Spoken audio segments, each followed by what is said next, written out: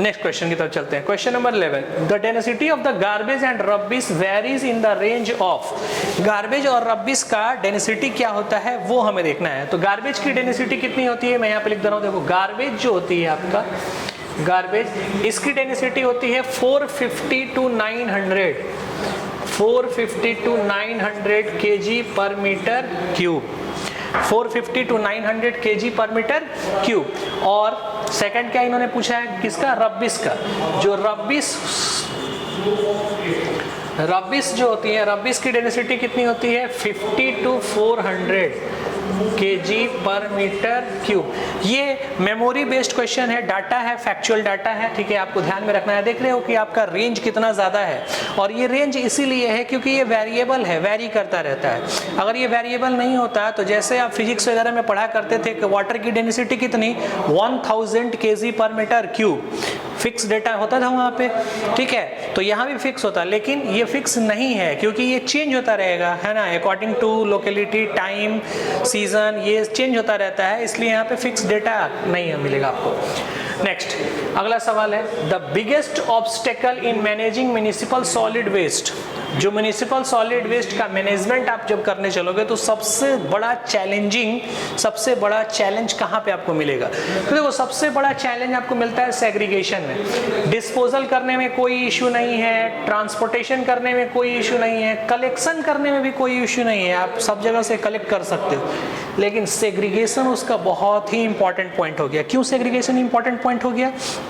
क्योंकि अगर आपने सही तरीके से वेस्ट का सेग्रीगेशन नहीं किया, वेस्ट सेग्रीगेशन मतलब dry waste, wet waste, hazardous waste, biomedical waste, इन सबको आपने अलग अलग सेग्रीगेट नहीं किया तो ये सारे मिक्स हो जाएंगे, और मिक्स होने के बाद अलग अलग तरह की चीज़ों की फॉर्मेशन करने लगेंगे, जिसकी वजह से हमारा इन्वायरमेंट में और भी ज़्यादा प्रॉब्लम क्रिएट होगा, ठीक है। दूसरी बात कि उनको प्रोसेसिंग करना बहुत टिपिकल हो जाएगा। अगर मान लीजिए आपने वेट वेस्ट को अलग कर दिया, ड्राई वेस्ट को अलग कर दिया, आप पूरा श्योर हो कि भाई ये ड्राई वेस्ट है, इसमें कोई भी वेट वेस्ट मिक्स नहीं है, तो उस पूरे ड्राई वेस्ट को हम लोग थर्मल पावर ट्रीटमेंट के लिए भेज देंगे, प्रोसेस चाहे इंसिनरेशन कर लें, पायरोलाइसिस कर लें, गैसिफिकेशन कर लें, ठीक है, वहां पे हम लोग भेज देंगे।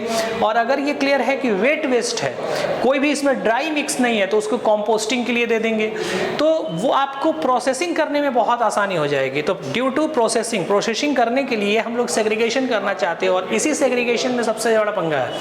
इसके लिए बहुत सारे अभियान भी चलाए जा रहे हैं। आपके घर मोहल्ला की तरफ गाड़ी भी आती है, गाना गाते हुए गाड़ी वाला आया, घर से कचरा निकाल, ब्लू डब्बा लेकर के, ग्रीन डब्बा लेकर के, ठीक है भाई, ड्राई वेस्ट अलग कर लो, वेट वेस्ट अलग कर लो। अब आप मुझे कमेंट बॉक्स में बताएंगे कि कौन सा ड्राई वेस्ट है और कौन सा वेट वेस्ट है। ड्राई वेस्ट के लिए किस कलर के डब्बे को यूज करते हैं और वेट वेस्ट के लिए किस कलर के डब्बे को यूज करते हैं, बायोमेडिकल के लिए कौन सा होता है, हैजार्डस के लिए कौन सा होता है, ये सारा चीज आप लोग मेंशन करके बताएंगे, ठीक है। तो सबसे बड़ा प्रॉब्लम क्या होता है, सेग्रीगेशन। तो आंसर क्या हो जाएगा, segregation.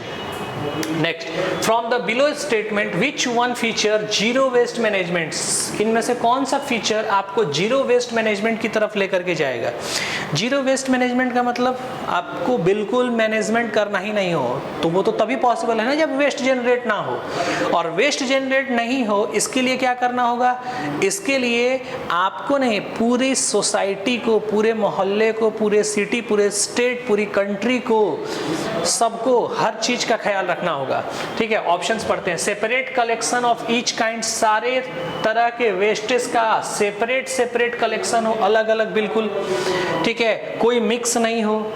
Separation of garbage at the source, जो गार्बेज है यानी जो ऑर्गेनिक मटेरियल है उनको जहां सोर्स, जहां पे वो जनरेट हो रहा है वहीं पे उसको सेपरेट कर दिया जाए, अलग कर दिया जाए।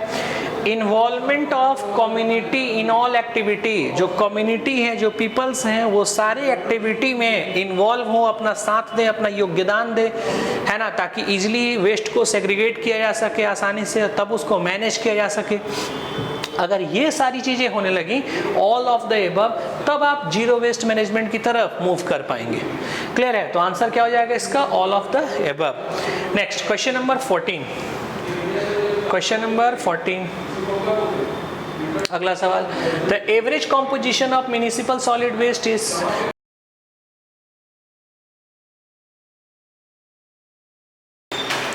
क्वेश्चन नंबर 15 लास्ट क्वेश्चन है ये आपके टेस्ट सीरीज का। इस क्वेश्चन के बारे में समझते हैं। क्वेश्चन क्या है आपका, the moisture content in a solid waste found to be 12%। बहुत ही अच्छा क्वेश्चन है, बहुत ही कॉन्सेप्चुअल है, ठीक है, ध्यान से देखेंगे। कोई फॉर्मूला नहीं, ऐसे टाइप के क्वेश्चन में बस लिटरेचर लैंग्वेज को समझने की जरूरत है, थोड़ा सा मैथमेटिक्स कॉन्सेप्ट बेस और आपका प्रॉब्लम सॉल्व। तो क्वेश्चन में कह रहा है आपके पास कि मॉइस्चर कंटेंट आपको कितना गिवन है, 12%, ठीक है।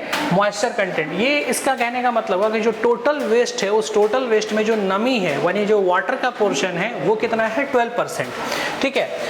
And S free if S content is 6%, उसमें एस कंटेंट कितना है, 6%, यानी जो वेस्ट है उसमें राख कितनी बची है आपका, एस कंटेंट कितना है, 6%, ठीक है, 6%। Energy content of the solid, energy content कितना है उसमें, 18,000 किलो जूल पर केजी। तो ये आपकी एनर्जी कंटेंट हो गई। एनर्जी कंटेंट कितनी हो गई, 18,000 किलो जूल पर केजी, ठीक है। 1 केजी में 18,000 किलो जूल का एनर्जी है उस टोटल वेस्ट के पास।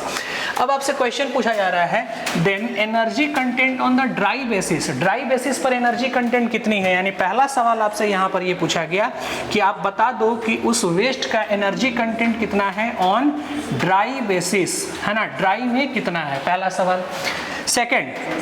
सेकंड आपसे पूछा गया कि energy content on ash free और dry basis, ash free dry basis पर कितना है वो आपसे पूछा जा रहा है। तो सेकंड में हमसे क्या पूछा गया, energy content on ash free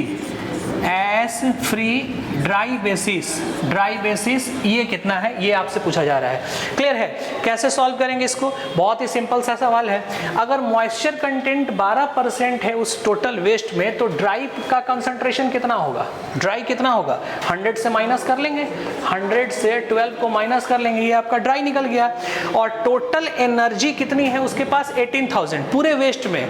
तो ड्राई वाले पोर्शन का एनर्जी कितना होगा वो आपसे पूछा जा रहा है। तो ड्राई वाले पोर्शन की एनर्जी कैलकुलेट करनी है तो total energy divided by dry का कंसंट्रेशन कर देंगे कि ड्राई वेस्ट का कंसंट्रेशन कितना है। तो ड्राई वेस्ट का कंसंट्रेशन कितना, 100 माइनस 12 परसेंटेज में है, ये परसेंटेज को चेंज करोगे, बाई में 100 आएगा, ये 100 ऊपर चला जाएगा, इसको कैलकुलेट कर देंगे, आंसर आ जाएगा पहला। ध्यान दीजिएगा, आपके एग्जाम में कैलकुलेटर अलाउड नहीं है, तो इसको आप कैसे सॉल्व करोगे, है ना, बहुत इजीली सॉल्व कर लेंगे। ये 18 और यहाँ पे 3 0 2 0 यहाँ ऊपर से जाएगा, ये 5 हो गए और ये कितनी हो गई, 88। सॉल्व कर लेते इसको सॉल्व किया 2 9 और इसको किया 44। अगर ये वैल्यू 45 में थोड़ी देर के लिए मान लो है 44, लेकिन अगर 45 मान लो इसको तो 45 और ये 90 2 टाइम्स में ब्रेक हो गया ये, यानी जो पहले वाले का आंसर आएगा वो 2 से स्टार्टिंग होगी उसकी सीरीज। आप देखो इस ऑप्शन का स्टार्टिंग 3 से है तो ये तो होगा नहीं आंसर, इसका भी 3 से है, ये होगा नहीं आंसर, इसका 2 से है और इसका 2 से है, यानी ए और बी में से एक आंसर होने वाला है।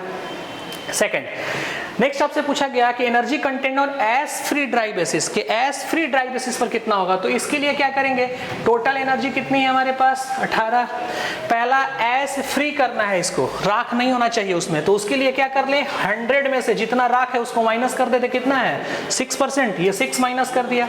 साथ ही साथ ड्राई भी चाहिए, इसको ड्राई में बताना है, तो ड्राई कितना है 12%, ये भी माइनस कर देंगे, माइनस ये 12 कर दिया, है ना, परसेंटेज में है, इसको डिवाइड करेंगे 100, ऊपर 100 आ जाएगा, इसको सॉल्व कर देंगे वो आंसर आ जाएगा। ये वैल्यू कितनी हो जाएगी, तो ऊपर है 18 और नीचे ये कितना हो जाएगा 600 माइनस ये कितना 18, यानी ये आ जाएगा आपका 82। 2 से इसको 9 टाइम्स में यूज करोगे कितना 41, यानी ये 40 के करीब इसको मान लें है 41, बट इसको अगर 40 मान लें, ठीक है, तो ये 40 से कैंसिल हो जाएगा 2 टाइम्स में, है ना, 2 टाइम्स में ब्रेक होगा, यानी इसका भी आंसर 2 से ही स्टार्टिंग होगा। और ये देखो 2 से स्टार्ट है और ये 3 से स्टार्ट है, तो ये तो होगा नहीं आंसर, आंसर आपको मिल गया। पूरा कैलकुलेशन नहीं करना है, आप इस तरीके से शॉर्टकट में आंसर को कैचअप कर सकते हो। आई होप आपको ये क्वेश्चन क्लियर हो गया होगा। मिलते हैं नेक्स्ट टेस्ट में नेक्स्ट क्वेश्चन के साथ में। Thank you so much.